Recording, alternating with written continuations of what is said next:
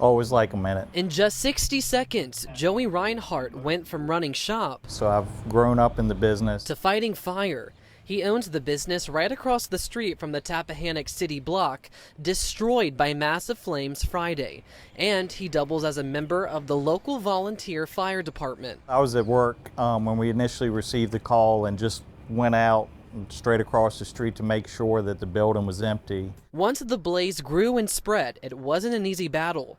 Reinhardt says crews had to pull water from the Rappahannock River just to have enough supply because the town's water system pipes are small and aging. You get older buildings in a small town with, older water systems that you have to really worry when you have the big fire how you're going to handle it. And he says firefighters have always been concerned about how vulnerable these Prince Street buildings are to catching on fire. It was a question of not if, but when. That sense of an impending threat speaks to a larger fire problem in rural communities. You might recall in April, another Rappahannock River town lost a city block in a deadly blaze in Kilmarnock.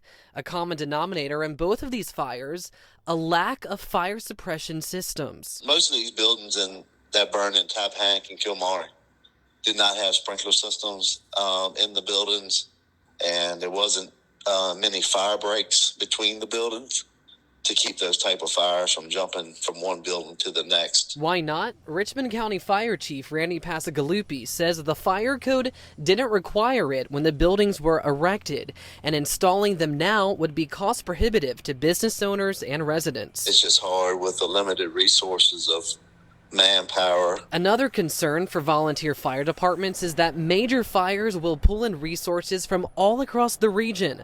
Take, for example, this fire in Richmond County earlier this month when a historic house burned down.